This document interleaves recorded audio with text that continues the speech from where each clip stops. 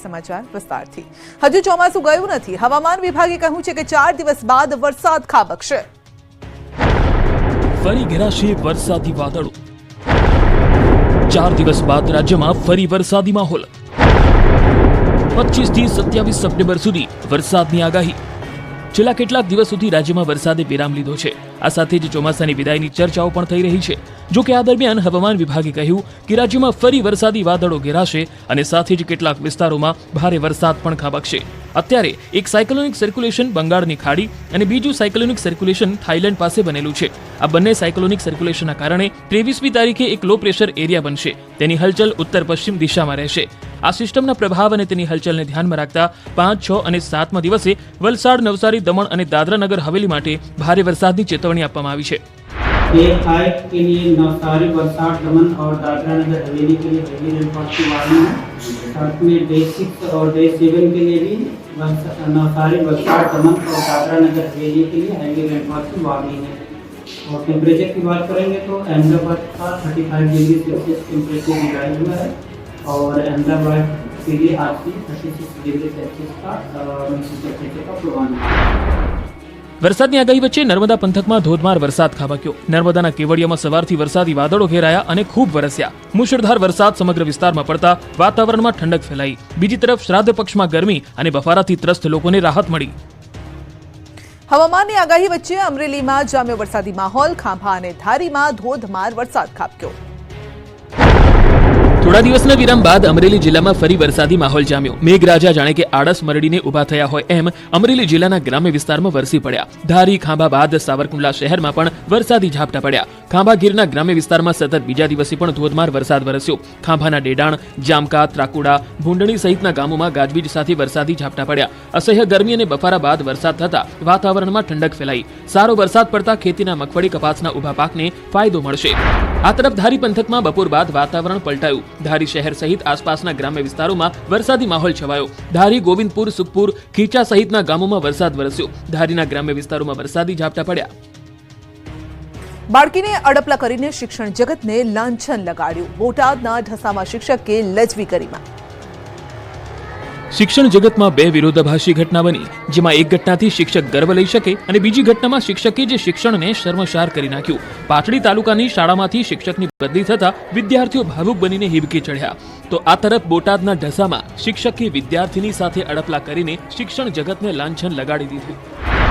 શિક્ષણ જગતની શર્મસાર કરતી ઘટના ઢસામાં બની। અહીં એક નિર્લજ અને હવસખોર શિક્ષકે એવી કરતૂત કરી જે જોઈને સભ્ય સમાજનું માથું ઝૂકી જાય। પ્રાથમિક શાળામાં શિક્ષકે વિદ્યાર્થીની સાથે અડપલા કર્યાનો વિડીયો વાયરલ થયો। ગઢડાના ઢસાની પ્રાથમિક શાળામાં ફરજ બજાવતા શિક્ષકે આ શરમજનક કરતૂત કરી શિક્ષકે વિદ્યાર્થીની સાથે અડપલા કરતો હોય તેવો વિડીયો સામે આવ્યો। શાળાના શિક્ષક આનંદકુમાર જાની પર અડપલા કરવાનો આરોપ મુકાયો છે। વિડીયો વાયરલ થતા સમગ્ર હકીકત સામે આવી। આ ચોંકાવનારી ઘટના અંગે વિદ્યાર્થીનીના વાલીએ ઢસા પોલીસ સ્ટેશનમાં ફરિયાદ નોંધાવી છે। રાજ્યમાં આજે પણ અકસ્માતની વણઝાર લાગી। વડોદરા, ભરૂચ અને સુરતમાં અકસ્માતની ઘટના બની। સનસનીખેજ અકસ્માતના આ દ્રશ્યો વાઘોડિયા વડોદરા રોડ પરના છે। અહીં બાઇક અને કાર વચ્ચે થયેલા ભયાનક અકસ્માતના સીસીટીવી સામે આવ્યા। તેજ રફતારથી આવતું બાઇક પહેલા કાર સાથે ધડાકાભેર અથડાય છે અને ત્યારબાદ સામેથી આવતા વાહન સાથે પણ ટક્કર થાય છે। ટાયર કંપનીના ગેટ સામે બનેલી અકસ્માતની આ ઘટનામાં બાઇક ચાલકનું મોત નીપજ્યું। આ દ્રશ્યો જોઈને લાગે કે બાઇક ચાલકે ઝડપની મજા, મોતની સજા સૂત્ર કદાચ વાંચ્યું નહીં હોય। કદાચ એટલે જ પૂરપાટ જઈ રહેલા બાઇક ચાલકનો ગંભીર અકસ્માત થયો। આ તરફ ભરૂચના અંકલેશ્વરમાં સર્જાયેલ ટ્રિપલ અકસ્માતમાં 2 લોકોના પ્રાણ પંખીરે ઉડી ગયા। રાજપીપળા ચોકડી નજીક ટેમ્પો, ટ્રક અને બાઇક વચ્ચે અકસ્માત થયો। યુ ટર્ન પર 3 વાહનોની એક સાથે ટક્કર થઈ, જેમાં બાઇક સવાર 2 લોકોના મોત નીપજ્યા। સુરતમાં વધુ એક અકસ્માતની ઘટના સામે આવી। સુરતના ઉધના વિસ્તારમાં ડમ્પર ચાલકની અડફેટે બાઇક સવાર દંપતીનું મોત નીપજ્યું। ડમ્પર ચાલકે બાઇક પર જઈ રહેલા દંપતીને પાછળથી ટક્કર મારતા પત્નીનું ઘટના સ્થળે જ કરુણ મોત નીપજ્યું। તો પતિનું હોસ્પિટલમાં સારવાર દરમિયાન મોત નીપજ્યું। દંપતીના મોતથી પરિવારમાં શોકનું મોજું ફેલાયું। પોલીસે ડમ્પર ચાલકની ધરપકડ કરી વધુ તપાસ હાથ ધરી। સુરતમાં ટ્રેન ઉથલાવવાના ષડયંત્રનો પર્દાફાશ। મોટી જાનહાનિ ટળી। અજાણ્યા શખ્સોએ એવું કારસ્તાન રચ્યું કે આખી ટ્રેન ઉથલી પડે। જો કે તેઓના નાપાક ઇરાદા પાર પડે એ પહેલા આ ષડયંત્રનો પર્દાફાશ થઈ ગયો। સુરતના કિમ સ્ટેશન નજીક ટ્રેન ઉથલાવવાનો નિષ્ફળ પ્રયાસ કરાયો। અજાણ્યા શખ્સે ટ્રેન પલટાવવાનો પ્રયાસ કરતા ખળભળાટ મચી ગયો। અજાણ્યા શખ્સે ટ્રેનના ટ્રેક પર ફિશ પ્લેટ ખોલી દીધી હતી। આ ઘટનાની જાણ થતાં જ રેલવે વિભાગમાં દોડધામ શરૂ થઈ ગઈ હતી। જો કે કોઈ પણ પ્રકારનો અકસ્માત સર્જાય એ પહેલા અધિકારીઓએ તરત જ નિર્ણય લઈને રેલ વ્યવહારને તાત્કાલિક અસરથી બંધ કરી દીધો હતો. બીજી તરફ નવા ફિશ પ્લેટ લગાવીને રેલ સેવા ફરી શરૂ કરી હતી. ટ્રેકને જોડવામાં આવતી જોગલ ફિશર પ્લેટ કાઢી નાખવામાં આવી હતી. સાથે જ 71 જેટલા લોખંડના પેડલોક પણ કાઢી નાખવામાં આવ્યા હતા. પોલીસના મતે અજાણ્યા વ્યક્તિઓએ ઇરાદાપૂર્વક ઘટનાને અંજામ આપવાનો પ્રયાસ કર્યો. જે લાઇન પર આ ષડયંત્ર કરવામાં આવ્યું હતું તે લાઇન યુપી લાઇન છે, એટલે કે યુપી તરફ જતી ટ્રેનો આ ટ્રેક પરથી જતી હતી. જો કે રેલવે સુરક્ષા ફોર્સની સતર્કતાના કારણે અહીં મોટી દુર્ઘટના ટળી હતી. અમરેલીના ત્રાકુડા ગામમાં સિંહોની અવરજવરથી લોકોમાં ફફડાટ. 10 દિવસમાં 2 વખત ઘૂસ્યા સિંહ. અમરેલીના ત્રાકુડા ગામે ફરી સિંહ ત્રાટક્યા. શિકારની શોધમાં 2 સિંહના આટાફેરાનો વિડીયો સામે આવ્યો. એક સાથે 2 સિંહ ગામમાં ઘૂસી ગયા અને વાછરડીનો શિકાર કર્યો. ત્રાકુડા ગામની શેરીમાં વાછરડીનો શિકાર લઈ જતા સિંહનો વિડીયો સીસીટીવીમાં કેદ થયો. દ્રશ્યોમાં જોઈ શકાય છે કે ડાલામથ્થા સિંહ વાછરડીનો શિકાર કરીને જઈ રહ્યા છે. મહત્વનું છે કે ખાંભાના ગીરના ગામડાઓમાં અવારનવાર સિંહો શિકારની શોધમાં ગામ સુધી આવી ચડે છે. થોડા દિવસ પહેલા જ આ જ ગામમાં મોડી રાત્રે સિંહોનું ટોળું ઘૂસી આવ્યું હતું. અમરેલીના ખાંભાના ત્રાકુડા ગામમાં મોડી રાત્રે સિંહોનું ટોળું આવી ચડ્યું હતું. રખડતા પશુઓના ટોળા વચ્ચે સિંહો આવતા અફરાતફરી મચી હતી. પશુઓમાં ભાગદોડ વચ્ચે પશુનો શિકાર કર્યો હતો. શિકારના લાઈવ સીસીટીવી ફૂટેજ સામે આવ્યા હતા, જેમાં જોઈ શકાય છે કે અચાનક સાવજનું ટોળું આવી ચડતા થોડા સમય માટે પશુઓમાં ભાગદોડ મચી હતી. રાજ્યમાં તોફાની તત્વો હજુ પણ બેફામ છે. ક્યાંક ફાયરિંગ તો ક્યાંક મારામારીની ઘટના બની. બેફામ નબીરાઓને કાયદાનો પણ ડર રહ્યો નથી. અમદાવાદનો એક વિડીયો વાયરલ થયો છે. અમરાઈવાડી અને ખોખરા વિસ્તારમાં ગાડી પર સ્ટન્ટ કરતા દેખાયા નબીરા. તેજેન્દ્ર લખેલી ગાડીઓનો કાફલાનો વિડીયો વાયરલ થયો. ગાડીની બારીમાંથી નીકળી વિડીયો બનાવતા લોકો દેખાયા. તોફાની તત્વોએ 4 રસ્તા પર ગાડીનો ખડકલો કરી ટ્રાફિક જામ કર્યો. બીજી તરફ ટ્રાફિક પોલીસે વિડીયો અંગે તપાસ હાથ ધરી છે. આ તરફ જૂનાગઢમાં પણ અસામાજિક તત્વોને જાણે કે પોલીસનો કોઈ ડર રહ્યો નથી. હવામાં ફાયરિંગનો વિડીયો વાયરલ થયો.